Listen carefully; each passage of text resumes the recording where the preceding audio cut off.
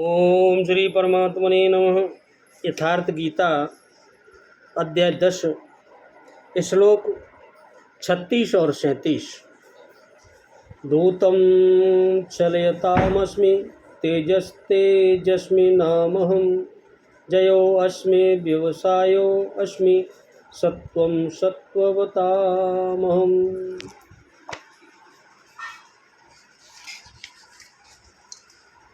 वृषभीणानां वासुदेवो अस्मि पाण्डवानां धनञ्जय मुनीनामप्यहं व्यासः कवीनामुशना कवि। भगवान बोले, अर्जुन मैं छल करने वालों में जुआ हूँ। जुआ मुझको ही मान, छल में, और प्रभावशाली पुरुषों का प्रभाव हूँ। मैं जीतने वालों का विजय हूँ, निश्चय करने वालों का निश्चय हूँ, सात्विक पुरुषों का सात्विक भाव हूँ, भगवान ने कहा।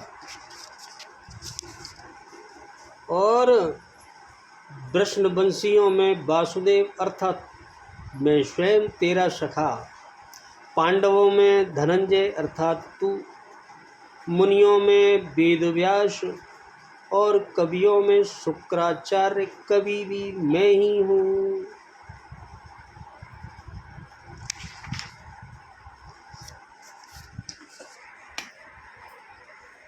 तेजस्वी पुरुषों का तेज हूँ,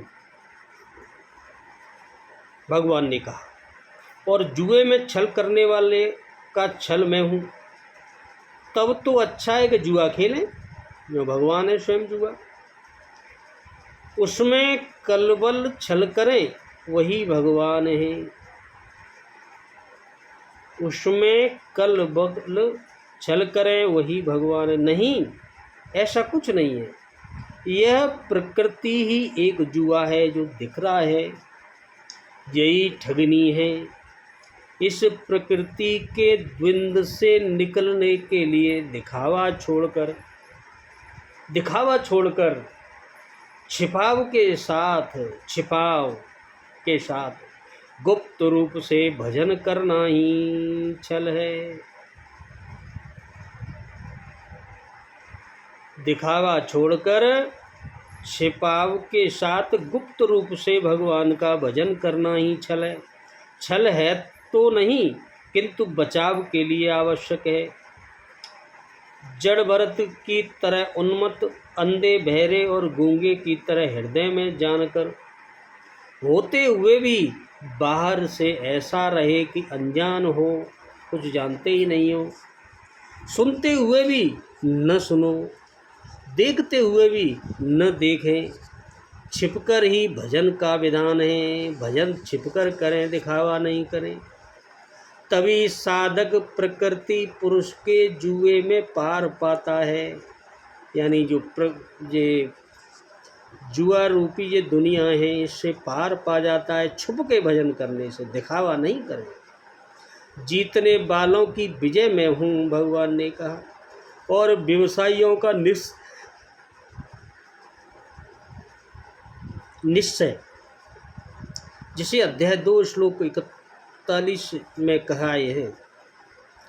इस योग में निश्चयात्मक क्रिया एक है, बुद्धि एक ही है और दिशा एक ही है। ऐसी क्रियात्मक का बुद्धि में हूँ, यानी सात्विक पुरुषों का तेज और ओज में हूँ, भगवान ने कहा। और वृषणी वंश में मैं वासुदेव अर्थात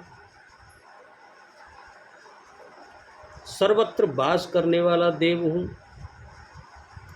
पांडवों में मैं धनंजय हूँ। पुण्य ही पांडु है और आत्मिक संपत्ति ही स्थिर संपत्ति है। पुण्य से प्रेरित होकर आत्मिक संपत्ति को अर्जन करने वाला धनंजय है, अर्जुन है। मतलब पुण्य से प्रेरित होकर आत्मिक संपत्ति को अर्जित करने वाला धनंजय मैं हूँ। मुनियों में मैं व्यास हूँ। परम तत्व को व्यक्त करने की जिसमें क्षमता है, वह मुनि मैं हूँ। कवियों में उष्णा अर्थात उस परमात्मा में प्रवेश दिलाने वाली काव्यकार में हूँ।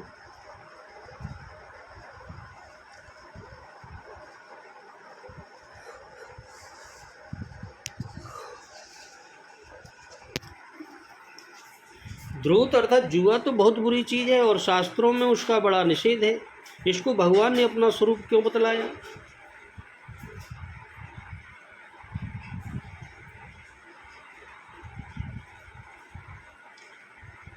इस भगवान ही स्वरूप है तो फिर इसका खेलने में क्या आपत्ति है जुए को?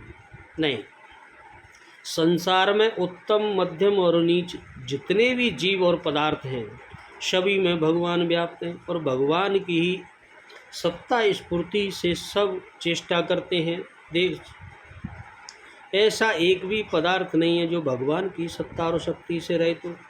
ऐसे सब प्रकार के सात्विक, राजस और तामस जीवों एवं पदार्थों में जो विशेष गुण, विशेष प्रभाव और विशेष चमत्कार से युक्त है, उसी में भगवान की सत्ता और शक्ति का विशेष विकास है। इसी दृष्टि से यहाँ भगवान ने बहुत ही संक्षेप में देवता, दैत्य, मनुष्य, पशु, पक्षी और सर्प आदि चेतना तथा वज्र, इंद्रिय, मन, समुद्र आदि जड़ पदार्थों के साथ साथ जय, निश्चय, तेज, नीति, ज्ञान आदि भावों का भी वर्णन किया है। थोड़े में सब का वर्णन हो जाए, इसी से प्रधान प्रधान समष्टि विभागों के नाम बतलाए हैं। अभिप्राय यह है कि जिस जिस व्यक्ति, पदार्थ, क्रिया या भाव का मन से चिंतन होने लगे, उसमें मेरा ही चिंतन करना चाहिए। इसी से छल करने वालों में जुए को भगवान ने अपना स्वरूप बतलाया है। उसे उत्तम बतलाकर उसमें प्रवृत्ति करने के उद्देश्य से नहीं। भगवान ने तो महान, क्रूर और हिंसक सिंह और मगर को एवं सहज ही विनाश करने वाले अग्नि को तथा सर्वसंहारकारी मृत्यु को भी अपना स्वरूप बतलाया है। उसका अभिप्राय यह थोड़े ही है कि कोई भी मनुष्य जाकर सिंह या मगर के साथ खेले, आग में कूद पड़े अथवा जानबूझकर मृत्यु के मुंह में घुस जाए। इनके करने में जो आपत्ति है, वही आपत्ति जुआ खेलने में है। प्रभाव, विजय, निश्चय और सात्विक भाव को अपना स्वरूप बतलाने का क्या अभिप्राय है? ये चारों ही गुण भगवत प्राप्ति में सहायक हैं, इसलिए भगवान ने इनको अपना स्वरूप बतलाया है। इन चारों को अपना स्वरूप बतलाकर भगवान ने यह भाव भी दिखलाया है कि तेजस्वी प्राणियों में जो तेज का प्रभाव है, वह वास्तव में मेरा ही है। जो मनुष्यों से अपनी शक्ति समझकर अभिमान करता है, वह भूल करता है। इसी प्रकार विजय प्राप्त करने वालों का विजय, निश्चित करने वालों का निश्चय और सात्विक पुरुषों का सात्विक भाव, ये सब गुण ही मेरे ही है। इनके निमित्त से अभिमान करना भी बड़ी भारी मूर्खता है। इसके अतिरिक्त इस कथन में यह भाव भी है कि जिन जिन के उपयुक्त गुण हों, उनमें भगवान के तेज की अधिकता समझकर उनको श्रेष्ठ मान लीजिए।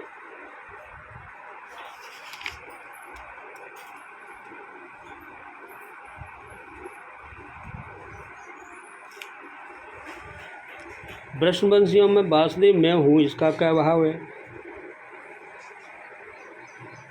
इस कथन से भगवान ने अवतार और अवतारों की एकता दिखलाई है। कहने का भाव यह कि अजन्मा, अविनाशी, सब भूतों का महेश्वर, सर्वशक्तिमान, पूर्ण ब्रह्म पुरुषोत्तम ही यहाँ वासुदेव के पुत्र के रूप में लीला से प्रकट हुआ है हूँ।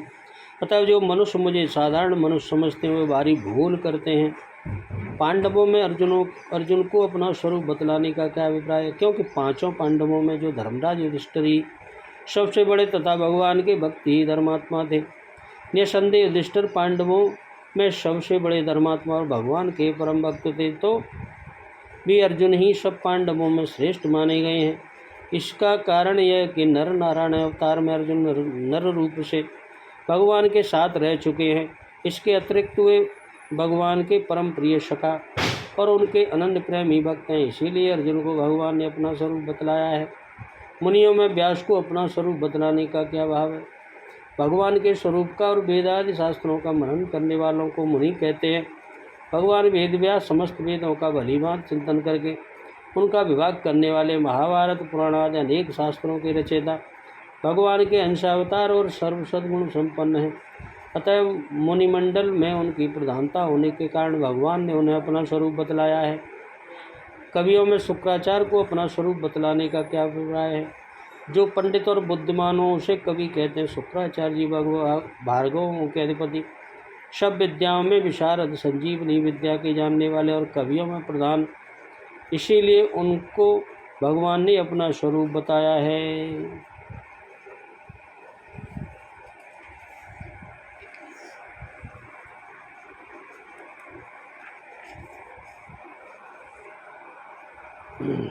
भगवान ने स्वयं कहा है,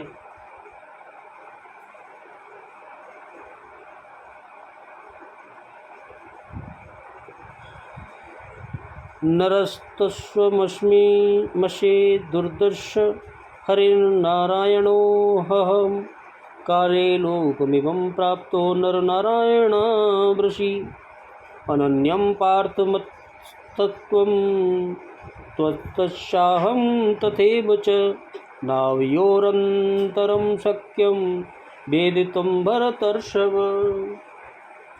हे दूरदर्शी अर्जुन, तू भगवान नर है और मैं स्वयं नारायण हूँ। हम दोनों एक समय नर और नारायण ऋषि होकर इस लोक में आए थे। इसलिए हे अर्जुन, तू मुझसे अलग नहीं है और उसी प्रकार मैं तुझसे अलग नहीं हूँ। हे भरत श्रेष्ठ, हम दोनों में कुछ भी अंतर है यह किसी के जानने में नहीं आ सकता। ऐसे ही महर्षि भृगु के च्यवन आदि 7 पुत्रों में शुक्र प्रधान है। उन्होंने भगवान शंकर की आराधना करके संजीवनी विद्या और जरा मरण रहित वज्र के समान दृढ़ शरीर प्राप्त किया था। भगवान शंकर के प्रसाद से योग विद्या में निपुण होकर इन्होंने योगाचार्य की पदवी प्राप्त की थी। ये दैत्यों के पुरोहित हैं। काव्य कवि और उष्णा इन्हीं के नामांतर हैं। पितरों की मानसी कन्या गो से इनका विवाह हुआ था। षंड अर्मक नामक 2 पुत्र जो प्रहलाद के गुरु थे, इन्हीं से उत्पन्न हुए थे। ये अनेकों अत्यंत गुप्त और दुर्लभ मंत्रों के ज्ञाता, अनेकों विद्याओं के पारदर्शी, महान विद्वान और परम नीति निपुण हैं। इनकी शुक्र नीति प्रसिद्ध है। बृहस्पति पुत्र कच्छ ने इन्हीं से संजीवनी विद्या सीखी थी। इनकी महाभारत, श्रीमद् भागवत, वायु पुराण, ब्रह्म पुराण, मत्स्य पुराण और स्कंद पुराण आदि में बड़ी विचित्र और शिक्षाप्रद कथाएँ हैं। बोलो राधे राधे। जय जय श्री कृष्ण गोविंद।